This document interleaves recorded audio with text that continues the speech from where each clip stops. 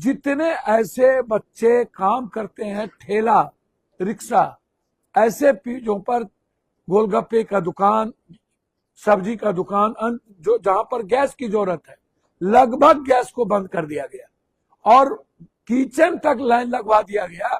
पढ़ने लिखने वाली जो बच्ची है, बच्चे हैं, वो घर लौट के जा रहे हैं और पूरे भारत में जो पूर्वांचल और हमारे इलाके के, जो इस इलाके के लोग हैं, वो दिल्ली छोड़ के, बंबई छोड़ के, केरल छोड़ के चल दिए अपने अपने घर की कहीं भी गैस ऑक्सीजन नहीं है। तो आप इसके बारे में समझिए, या तो लाइन लगवाया 12 सालों में और लोग मरते गए, या नहीं तो सारी संस्थाओं पर इनका अधिकार बिल ला करके daily bill daily bill daily bill, ये बिल या तो पूरा कब्जा कर लो संस्थाओं पर, व्यवस्थाओं पर, और दो ही आदमी चलाए, या नहीं तो पूरी देश को लाइन लगा दो।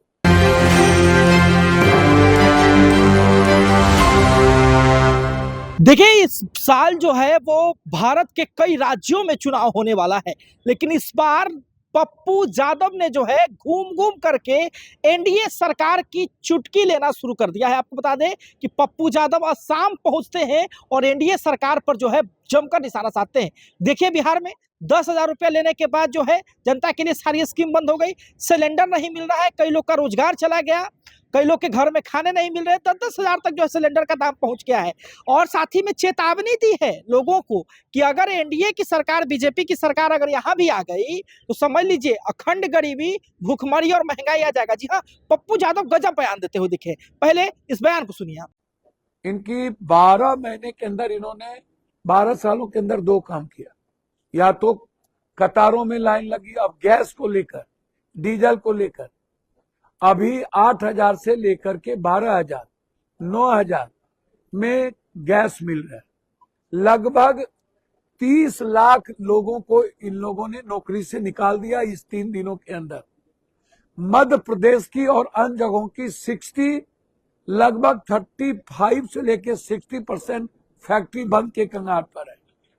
आसाम में जितने ऐसे बच्चे काम करते हैं ठेला रिक्शा, ऐसे पीजों पर गोलगप्पे का दुकान, सब्जी का दुकान, जो जहां पर गैस की जरूरत है, लगभग गैस को बंद कर दिया गया और किचन तक लाइन लगवा दिया गया। पढ़ने लिखने वाली जो बच्ची है, बच्चे हैं, वो घर लौट के जा रहे हैं और पूरे भारत में जो पूर्वांचल और हमारे इलाके के, जो इस इलाके के लोग हैं, वो दिल्ली छोड़ के, बंबई छोड़ के, केरल छोड़ के चल दिए अपने अपने घर की कहीं भी गैस ऑक्सीजन नहीं है।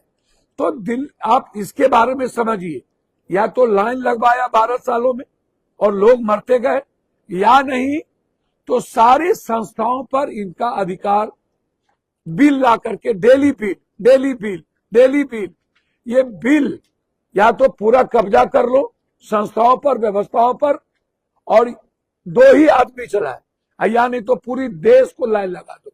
अब आप इसके पहले इन्होंने कश्मीर में घोषणा किया था, उसके पहले इन्होंने मध्य प्रदेश में घोषणा किया था, उसके पहले राजस्थान में घोषणा किया था। राजस्थान में गहलोत सरकार ने राइट ऑफ हेल्थ दिया, राइट ऑफ एजुकेशन दिया। आप राइट ऑफ फूड किसने दिया? आरटीआई किसने दी? मनरेगा किसने दिया? आम आदमी को रोजगार किसने दिया?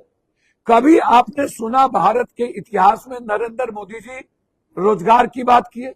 मनरेगा जैसी चीजें जो गरीब और कमजोर तबके के जिंदगी के निर्माण के लिए थे, उसको इन्होंने खत्म कर दी। महात्मा गांधी से इनको नफरत है, उसके नाम बदल दिए। चुनाव के दिन ये 10,000 रुपया इन्होंने बिहार की महिलाओं को दिया और ठीक चुनाव खत्म होने के बाद सारी स्कीम इनकी बंद हो गई। टोटल एथेनॉल की 90% फैक्ट्री चुनाव खत्म होते ही बंद हो गई।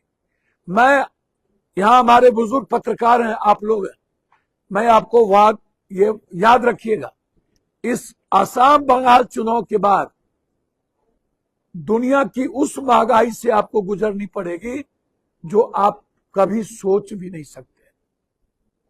आज जो आप देख रहे हैं यह महंगाई आपको दबे हुए और पिछले दरवाजे से देख रहे हैं।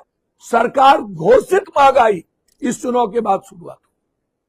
पूरी दुनिया में मेडिकल दवाई 100 गुना ज्यादा बढ़ गए, दवाई के दाम।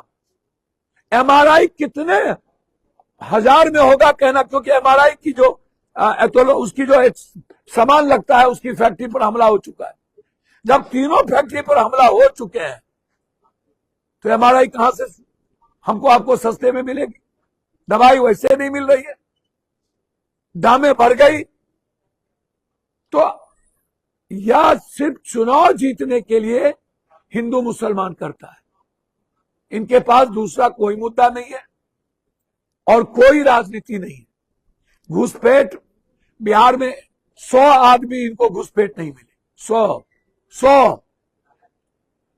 100 नहीं निकाल पाए बिहार में।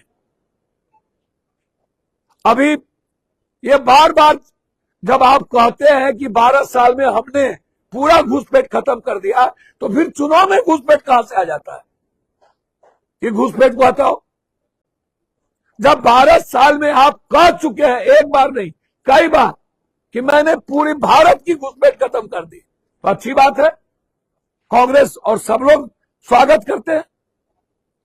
फिर आप चुनाव में आते हैं, एक ही बात कहते हैं, हमें घुसपैठियों को खत्म करना है, दूसरा कोई मुद्दा नहीं होता है इनके पास। चुनाव के बाद कहते हैं घुसपैठ खत्म कर दिए, चुनाव के पहले कहते हैं कि हमने आतंकवाद खत्म कर दिया, और चुनाव में आके कहता आतंकवाद है। अभी परसों सदन में ये बोल रहे थे कि हमने टोटल नक्सलवाद खत्म कर दिया आजाद हिंदुस्तान के बाद। कितना झूठ बोलता है। असम की जनता ये समझ चुकी है कि जिस तरीके से ये पूरे देश के साथ चुनाव में धोखा किया है, वैसे ही असम में भी यह जितना हमारा धन लूटा है उसमें से हमको 10,000 रुपया देने की वादा किया है।